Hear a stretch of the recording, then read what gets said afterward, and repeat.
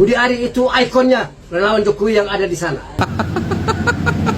Prabowo juga nggak sejahanam Jokowi, karena dia bukan Jokowi. Noel ketangkep, ya. Sylvester buron. Budi Ari dipecat. Di acara rakyat bersuara yang nongol begini, rupanya udah stoknya udah mulai habis nih. Lucu-lucu emang Termul tuh lucu-lucu kok. Bener-bener lucu-lucu.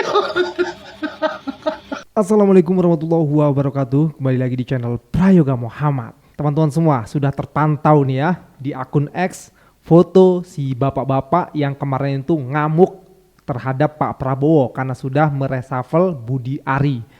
Dan beliau termasuk orang yang tidak terima gitu karena Pak Budi Ari ini adalah idolanya gitu. Kenapa kok harus dicopot kan gitu. Dan sekarang ya kita bisa melihat di akun X oposisi 6890 Yanes Joshua Frans, Ketua Umum Ormas Nasional Wira Lentara Jiwa dan grup We Love Jokowi, penasehat di banyak grup perusahaan Termul katanya. Dan di sini terpantau ya beliau foto dengan Pak Jokowi, sepertinya ini di istana ya guys. Pantesan saja ya beliau tidak terima gitu karena Pak Budi Ari ini termasuk pentolan juga gitu ya dari tangan kanannya Pak Jokowi gitu.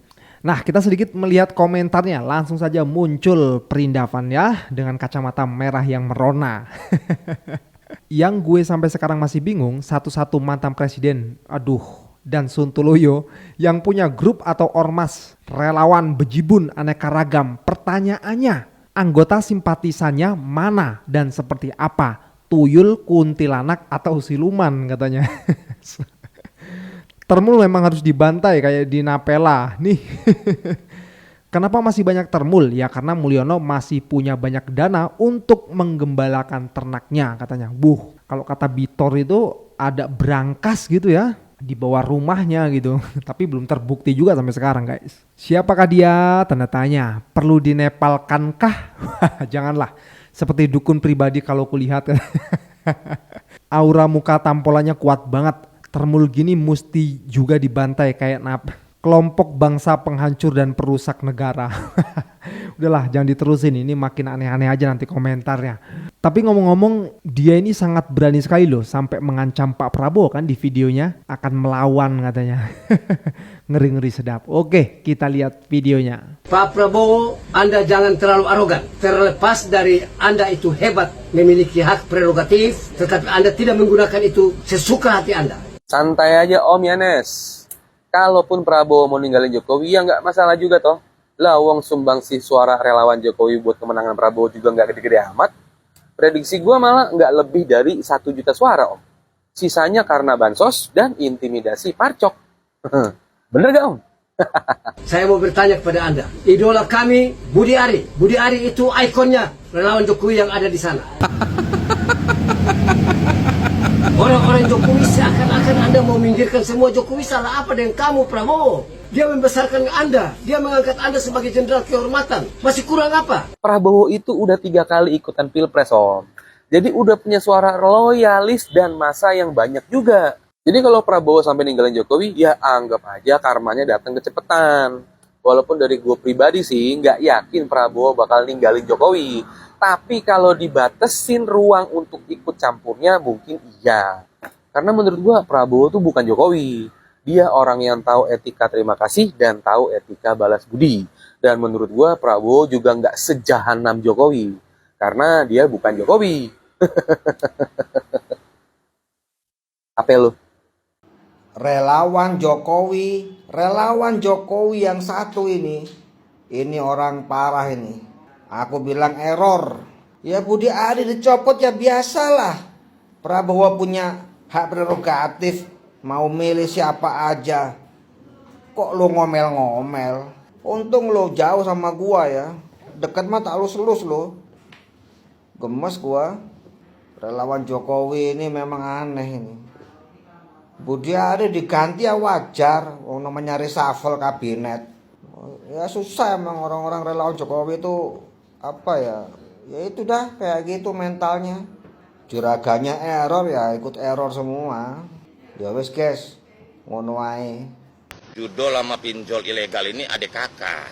Berarti judol kakaknya, pinjol adiknya, sepupunya namanya Baby Doll, ya kan Pak Budi? Saudara kandung ini. Menteri Koperasi Saudara Budi Ari Setiadi. Pak Budi, dipanggil Bapak Prabowo. Apa? Dipanggil Bapak Prabowo. Itu hak prerogatif presiden. Iya Pak Budi, jenengan itu loh dipanggil Pak Presiden. Ya udah, saya aja yang ke Pak Presiden. Nanti Pak Budi saya beritahu ya.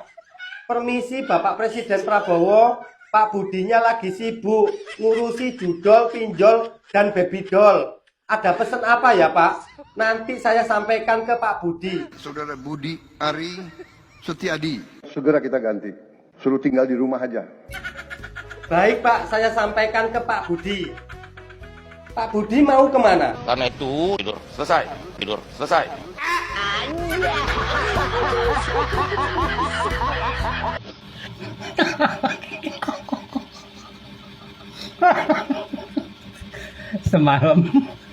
Semalam di acara Rakyat Bersuara ya, yang dipandu Aiman Wicaksono di News TV.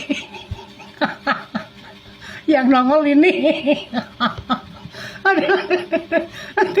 Noel ketangkep, ya kan? Sylvester buron. Budi Ari dipecat. Yang semalam yang nongol ini. Rupanya Termul udah kehabisan stok, makanya yang nongol kayak begini.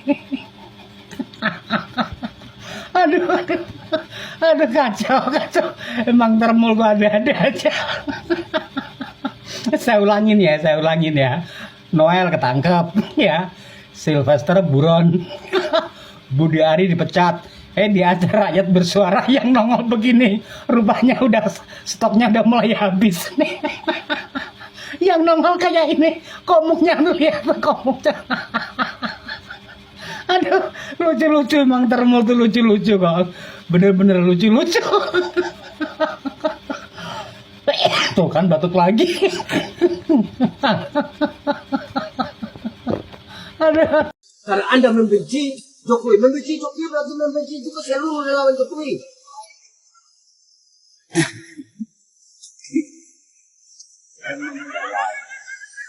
Karena ini agak lain. Kayak negara ini punya nenek dia aja semua ya. Nggak pendukungnya,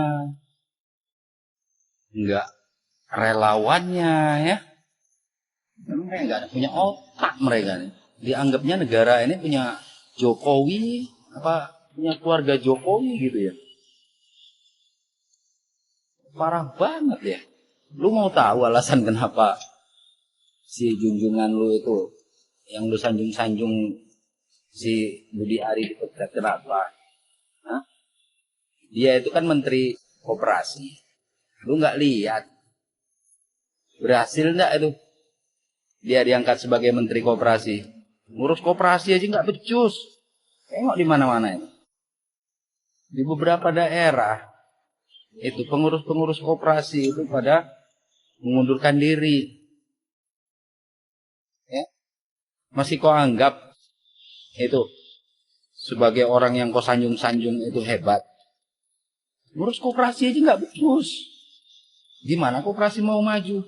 Makanya kalau lu mau koar-koar, mau menggonggong, ya, lihat dulu keadaan di seluruh wilayah, daerah. Gimana koperasi itu berjalan. Ngeluh enggak pengurus koperasi. Baru, kalau memang terbukti berhasil, bisa lu komplain.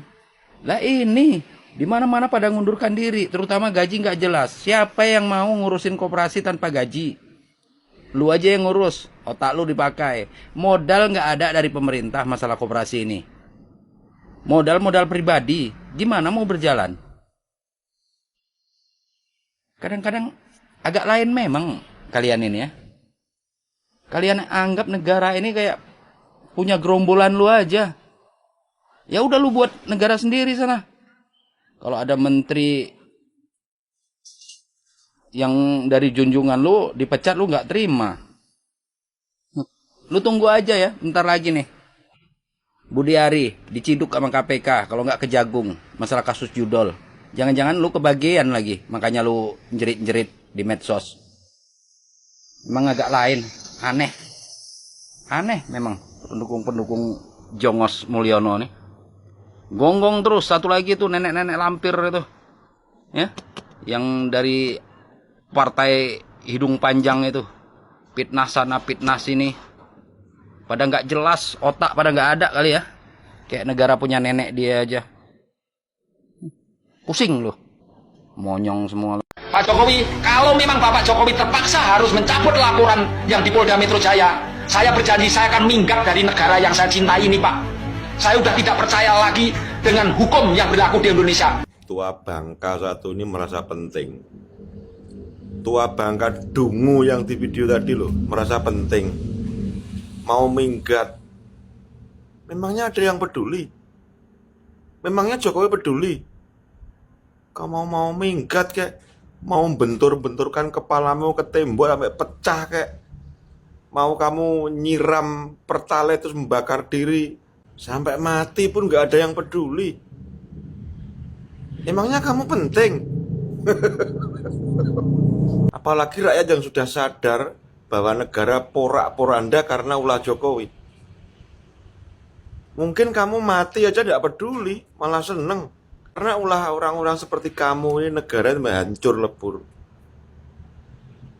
Jokowi melakukan perusahaan yang luar biasa didukung oleh manusia-manusia seperti kamu ini loh. Sekali lagi, kamu mau minggat, mau membenturkan kepalamu sampai pecah, mau membakar diri, gak ada yang peduli. Malah saya senang lihatnya. Coba aja deh. Sore ini Prabowo mengundang tokoh Gerakan Nurani Bangsa, di mana dalam Gerakan Nurani Bangsa itu antara lain ada M.H. Ainun Najib, Romo Magnis Suseno, Sinta Nuria, istri dari almarhum Gus Dur, yang di mana tokoh-tokoh tersebut adalah tokoh-tokoh yang begitu kritis dan begitu keras menjadi oposisi di pemerintahan Joko Widodo. Apakah artinya ketika Prabowo mengundang mereka yang dulu menjadi bagian oposisi paling keras dari pemerintahan sebelumnya, Prabowo seperti yang dikatakan Rocky Gerung akan melakukan radical break? Jika Prabowo memang ingin menjadi presiden yang berbeda, presiden yang memang mempunyai niat untuk memberantas korupsi, lingkaran setan korupsi di Indonesia, tidak ada jalan lain kecuali melakukan radical break seperti yang dikatakan Rocky Gerung. Kenapa? Karena jika masih ada keberlanjutan terhadap program-program sebelumnya, maka akan sulit sekali mengurai benang kusut di pemerintahan Jokowi, yang dimana kerusakan oleh pemerintahan Jokowi ini berbentuk sistematis. Maka yang bisa dilakukan oleh Prabowo Subianto adalah membuat sebuah langkah radical break sehingga bisa mengurai benang kusut, terutama kasus di Indonesia yang paling membuat Indonesia terpuruk, yaitu kasus korupsi. Dan sepertinya langkah radical break yang dilakukan oleh Prabowo Subianto ini sepertinya memang akan berujung kepada pengungkapan kasus-kasus yang melingkari pemerintahan Jokowi. Kita tahu bagaimana di akhir-akhir ini banyak kabinet-kabinet atau orang-orang terdekat Jokowi yang ditangkap oleh pihak penegak hukum. Noel terutama, juga Nadiem Makarim, sebentar lagi tentu kita tahu Yakut dalam kuota haji. Ini mengindikasikan bahwa Prabowo Subianto sepertinya akan melakukan radical break dan tidak pandang bulu. Dan kita ketahui bagaimana beberapa kali nama Joko Widodo disebut dalam kasus-kasus korupsi besar. Jadi ini ada indikasi sepertinya Prabowo akan melakukan pengusutan secara tuntas kasus-kasus korupsi tanpa pandang bulu, dan semoga penegak hukum menangkap sinyal yang dilakukan oleh Prabowo Subianto ini untuk tidak pandang bulu, untuk tidak pilah-pilah kasus. Terutama yang kita dorong adalah KPK. Kita tahu KPK sepertinya terlalu lamban. Nadiem Makarim sudah ditetapkan tersangka oleh Kejaksaan Agung. KPK masih terlalu lamban. Salah satu contoh adalah kasus bagaimana orang terdekat Bobi Nasution yang terkena tangkap tangan OTT, tapi sampai sekarang kasusnya masih berjalan sangat lamban. Juga bagaimana Prabowo mendorong dengan sangat serius pengesahan rancangan undang-undang perampasan aset. Sehingga saat ini rancangan undang-undang perampasan aset itu menjadi prolegnas prioritas di tahun 2025. Dan ini dijadikan sebagai inisiatif dari legislatif sehingga Presiden tidak perlu mengeluarkan surpres. Ini merupakan sebuah langkah maju yang bisa dilakukan untuk tahun ini disahkan rancangan undang-undang perampasan aset. Prabowo sepertinya sangat serius dalam pemberantasan korupsi dan ini mesti kita apresiasi. Walaupun saya bukan pendukungnya, tapi kinerja Prabowo dalam pemberantasan korupsi masih bisa dikatakan so far so good daripada pemerintahan sebelumnya.